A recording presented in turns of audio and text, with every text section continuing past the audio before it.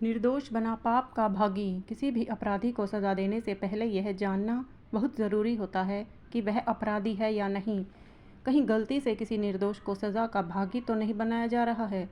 अक्सर कई बार ऐसा होता है कि एक निरपराध कुछ परिस्थितियों के कारण निर्दोष होते हुए भी अपराध का दंड स्वीकार कर लेता है। किसी का चरित्र देखकर ही उसे सज़ा नहीं दी जा सकती। उसके चरित्र के बारे में जानकारी होना ज़्यादा ज़रूरी है। इंसान के अपने स्वभाव और रहन सहन के अनुसार समाज भी उसे उन्हीं नज़रों से देखता है।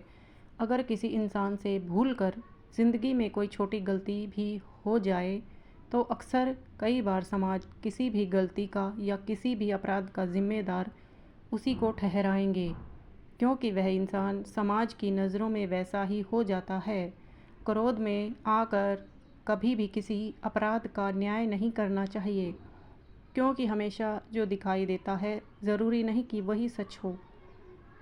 भूलवश अगर निर्दोष को सज़ा मिल गई तो उसकी सज़ा रोकी जा सकती है, परंतु उसके दिल पर जो ठेस पहुंची है उसे वापस नहीं लिया जा सकता। एक बार की बात है, किसी जंगल में दो लोमड़ी के दो बच्चे थे। दोनों ही बड़े शरारती थे।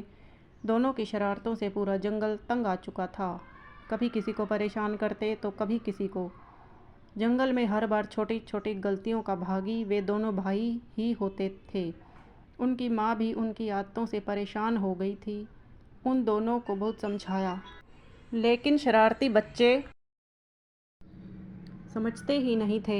एक दिन शेर का बच्चा नदी में पानी पीने जा रहा था तो अचानक नदी में गिर गया और नदी में बह गया। जंगल में सभी को पता चला तो सभी ने अपराधी इन दोनों भाइयों को ही ठहराया। शेर ने छोटे भाई को बुलाया और पूछा कि मेरा बेटा कहाँ है। छोटा भाई कुछ नहीं बोला, मुंह को इधर उधर घुमाता। और शेर ने फिर पूछा, तब भी कुछ नहीं बोला और हैरान होकर शेर को घूर रहा था। तो अचानक तेजी से भागा और घर जाकर बड़े भाई को कहा, चल मेरे साथ छुप जा। आज शेर का बेटा गायब है और वो हम पर शक कर रहे हैं कि हमने गायब किया है। वे हमें दंड का भागी बनाएंगे। बड़े भाई ने छोटे भाई को बचाने के लिए खुद को दंड का भागी बनने के लिए शेर के पास चला गया और उसे मौत का दंड मिला। उसकी मौत के तुरंत बाद शेर का बेटा नदी से बचकर वापस आ गया। जब वह नदी में बह रहा था तभी नदी के मगरमच्छ ने उसे बचा लिया। उसने यह सारी बात सभी को बताई तो सभी को बड़ा दुख हुआ। बेचारे निर्दोष को दंड मिल गया। तो फ्रेंड्स, आपने इस कहानी से क्या सीख ली है हमें कमेंट करके ज़रूर बताएं। और भी इंटरेस्टिंग स्टोरीज़ पढ़ने के लिए चैनल को सब्सक्राइब ज़रूर कर लें। धन्यवाद।